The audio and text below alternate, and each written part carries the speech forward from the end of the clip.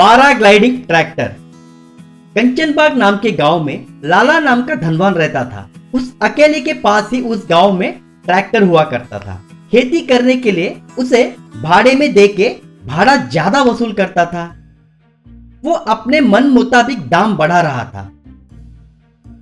उसे वीरा नाम का एक बेटा भी हुआ करता था। उसे घमंड बहुत ज्यादा था। वो हमेशा पैराग्लाइडिंग करते हुए दोस्तों के साथ अय्यासी करते हुए समय बिताता था। एक बार उस गांव में किसान सभी मिलके लाला के घर पे आए। एक किसान, लाला जी, दिन ब दिन खेती करके पैसा कमाना बहुत मुश्किल हो रहा है। आप बात बात पे ट्रैक्टर का भाड़ा बढ़ा रहे। ऐसे हुआ तो हमारे जैसे गरीब किसान जिएगा कैसे? थोड़ा हमारे ऊपर रहम दिखाइए ना। दाम बढ़ेगा नहीं तो घटेगा क्या? मेरे ट्रैक्टर के मेंटेनेंस के लिए और डीजल के लिए कितना खर्चा हो रहा है मालूम है आपको? मेरी तकलीफें जाके मैं किसे सुनाऊं? तो और एक आदमी, दाम बढ़ाना बुरी बात नहीं है, पर बात बात पे दाम बढ़ाना और हर 2 महीने में दाम बढ़ाना ये तो गलत बात है। ऐसे अगर बढ़ाते जाओगे हमारी हालत का क्या होगा बताइए? मेरा ट्रैक्टर मेरी मर्जी, पूछने के लिए तुम होते कौन हो? लेना है तो लो वरना मत लो, चुपचाप सब बाहर निकलो। बेचारे वो लोग लाचार होके वहां से निकल गए। बाद में गांव में वो सब मिलके एकजुट हुए। ग्रामवासियों, उस लाला को पैसों की लालच बहुत ज्यादा हो गई। हमारी तकलीफ उसके कानों तले नहीं सुनाई दे रही है। हाँ, दाम बढ़ाए हर दफा अगर देते जाएंगे तो हमें क्या बचेगा और हम क्या खाएंगे? वैसे बिना ट्रैक्टर के क्या हम इससे पहले खेती नहीं करते थे? उसके ऊपर निर्भर होने के कारण ऐसे लोग हमें लूटते ही रहेंगे। तूने जो बोला 100% सच बोला है। आज के बाद हम पुरानी तरीके से ही खेती करेंगे। कठिन होने के बावजूद करना ही होगा। वैसे करने से ही लाला जैसे लोगों का घमंड टूटेगा। तो उस दिन के बाद किसान सारे बिना ट्रैक्टर के ही खेती करने लगे। फसल जो भी उगा उन्हें बैलगाड़ी की मदद से मार्केट लेकर गए। ये सब गौर किया लाला सोच में पड़ा। ये सब तो पुरानी तरीके से खेती करना चालू कर दिए। इनके वजह से बहुत दिनों से मेरा ट्रैक्टर खाली पड़ा है। ऐसे होने से मेरा व्यापार कैसे चलेगा? उसी विषय को लेकर घर में उदास बैठे लाला को देखकर उसका बेटा वीरा, ओए पापा, ऐसी छोटी चीजों के लिए उदास क्यों बैठे हैं? इन कमबख्तों को अक्ल ठिकाने पे लाना है तो हम बगल के गांव में हमारी ट्रैक्टर को भाड़े पे दे देंगे। बगल के गांव में ट्रैक्टर भाड़े पे देने से डीजल का खर्चा ज्यादा होगा बेटा। अगर वहीं पे रख के भाड़े पे देंगे तो वहां हम में से किसी एक को रहना होगा। वो नामुमकिन है। वो मेरे ऊपर छोड़ दीजिए पापा। बिना डीजल इस्तेमाल किए कैसे पड़ोस के गांव में लेकर जाना है और लेकर आना है ये मेरी जिम्मेदारी है। ठीक है ना पापा? बाद में बाप बेटे दोनों ट्रैक्टर में गांव में आए।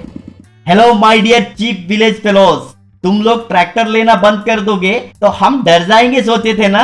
यू आर अंडर एस्टिमेटिंग अस। आप नहीं तो मैं मेरे ट्रैक्टर को बगल के गांव में ले जाके घुमाऊंगा। मैं तुम लोगों के जैसा बेवकूफ नहीं हूँ। मेरे टैलेंट को देखना चाहते हो तो मेरे पीछे पीछे आ जाओ, मैं दिखाऊंगा। वैसे वो ट्रैक्टर में जाते समय किसान सभी उसके पीछे जाने लगे। वो एक पहाड़ के पास आकर एक पैराग्लाइडर को ट्रैक्टर से जोड़ा। बेटा, क्या तुम उससे उड़ान भरोगे? वो बहुत खतरा है, उसका वजन वो संभाल नहीं पाएगी। कृपया वैसे मत कर बेटा। क्यों रे? मेरे बेटे को डरा के रुकाओगे तो तुम्हारा मुनाफा होगा सोच रहे हो? ओए वीरा, दिखा दो अपना टैलेंट इनको। इनकी बातों पे ध्यान मत देना। उससे वीरा ट्रैक्टर के साथ वैसे ही हवा में उड़ा। वैसे कुछ दूर जाने के बाद उसकी वजन को संभाल ना पाकर पैराग्लाइडर मन मुताबिक हिलने लगी। उससे वीरा, बाप रे ये क्या, कंट्रोल ही खो दिया, बाप रे कह के चिल्लाने लगा। वो वैसे गोल गोल गोल गोल घूमने लगी। कुछ समय बाद ट्रैक्टर उससे टूटकर नीचे सीधा जाके पानी में गिरी। वीरा तैरते हुए जैसे तैसे बाहर निकला। बचा कुचा ट्रैक्टर पानी में गिर के खराब होने के कारण लाला अपना सर पकड़ के बैठ गया। बाद में गांव वाले सभी चंदा डाल के एक ट्रैक्टर खरीदे और वो सब खुद के ट्रैक्टर में ही खेती करने लगे। Potato chips machine. एक गांव में चंकी पांडे नाम का बंदा रहता था। वो बहुत दिमाग वाला था, पर वो ज्योतिष शास्त्र के ऊपर यकीन बहुत करता था। एक ज्योतिष्य उसे तू 1 साल में किंग बनेगा बोलने से वो काम धंधा छोड़ के बेकार घूमने लगा। चंकी पांडे का बाप मनीष पांडे उस गांव में आलू चिप्स बनाता था। एक दिन मनीष पांडे चंकी पांडे से, रे साल में तू किंग कैसे बनेगा रे?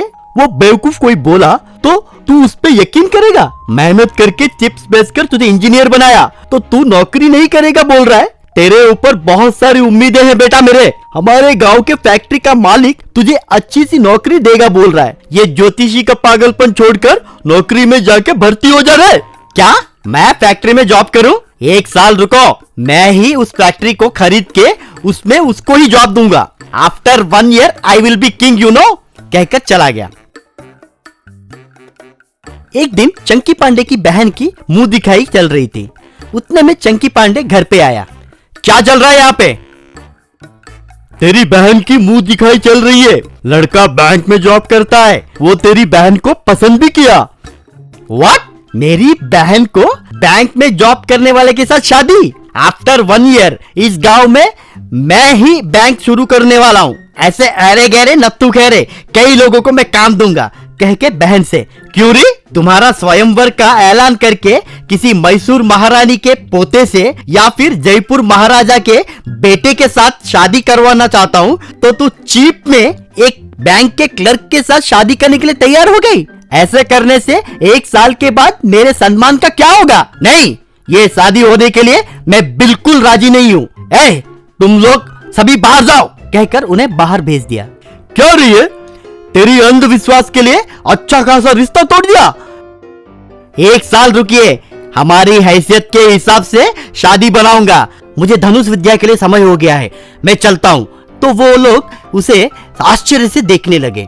एक दिन चंकी पिता के चिप्स शॉप के पास आकर, डैडी तुम इस तरह चीप में चिप्स बेचना मुझे पसंद नहीं आ रहा है। कल मैं राजा बनने के बाद तुम्हारे पापा चिप्स बेचते थे कहकर अगर मेरे राज दरबार में कोई पूछा तो मैं क्या जवाब दूंगा? इसलिए तुरंत इस व्यापार को बंद करके सिंहासन पे कैसे बैठना है उसका प्रैक्टिस करो। रे, तेरा पागलपन दिन ब दिन बढ़ता ही जा रहा है। उस कमबख्त ज्योतिष पे भरोसा करके जमीन को बेचकर 10 उंगलियों में 10 अंगूठियां लगाया। वैसे आज के जमाने में राजा और राज्य कहाँ पे है रे? ज्योतिषी की ताकत आपको नहीं पता है डैडी। दिशा बदली तो कुछ भी हो सकता है। कौन बता सकता है कि फिर से हमारे देश में राज्य शासन नहीं आएगा? फिर से एमपी एमएलए के बदले राजा महाराजा की शासन भी आ सकता है। पार्लियामेंट के जगह पे महाराजा का पैलेस भी हो सकता है। नहीं तो लोग सभी टाइम मशीन के जरिए राजाओं के जमाने में जा भी सकते हैं। इसलिए आप इस चिप्स व्यापार तुरंत बंद कर दीजिए। मैं तेरी बात सुनकर व्यापार बंद कर दिया तो तू राजा तो नहीं बनेगा, लेकिन मैं जरूर भिखारी बन के भीख मांग के तुम लोगों को पालना होगा। वैसे वो ज्योतिष हर रोज चंकी को पत्थर और धागे बेचकर उसके पास से पैसे ऐंठ रहा था। वैसे 1 साल गुजर गया। चंकी ज्योतिष से, क्या है गुरुजी, 1 साल बीत गया। आपने कहा था 1 साल में मैं किंग बनूंगा। किंग का छोड़ो, ताश के पत्ते में किंग का पत्ता भी मुझे नसीब नहीं हो रहा है। तो ज्योतिष कुछ हिसाब करके, तुम्हें राजयोग थोड़े में मिस हुआ है। अचानक राहु जागकर तुम्हारे रास्ते में आ गया। कुछ 50,000 रेडी किया तो तुझे राहु केतु पूजा कराऊंगा। अगले साल तक तू राजाओं के राजा बनेगा, पक्का। चंकी को समझ में आया कि उसने धोखा दिया है। अरे वो राहु और कोई नहीं है रे, तू ही है रे। मैं किंग बनूंगा कहकर उकसा कर मुझे सारी जायदाद बेचने पर मजबूर किया ना रे। तुझ पे भरोसा करके मेरी बहन की शादी भी मैंने तोड़ दिया। दोबारा इस गांव में मुझे दिखाई दिया तो चमड़ी उधेड़ दूंगा, जा। बाद में पिता के पास आकर, माफ कीजिए पिताजी, गलती हो गई। जो घमंड मैंने हाल ही के दिनों में दिखाया, इस पूरे प्रांत में कोई भी मुझे नौकरी नहीं देगा। इसलिए मैं अपना व्यापार को संभालना चाहता हूँ। अब से आप घर पे आराम कीजिए। मनीष बहुत खुश हुआ। उस दिन के बाद चंकी पांडे ने आलू चिप्स बनाना शुरू किया। जल्दी ही उसके व्यापार में बरकत आई। बहुत सारे ऑर्डर्स आना शुरू हो गए। डिमांड्स को पूरा करने के लिए चंकी एक आलू चिप्स मशीन बनाया। उससे आलू को कट करके जल्दी चिप्स बनाने लगा। उससे उसका व्यापार 10 गुना बढ़ा। कुछ दिन के बाद चंकी उस बैंक क्लर्क को क्षमा मांगकर उससे अपनी बहन की शादी धूमधाम से किया। मनीष बहुत खुश हुआ।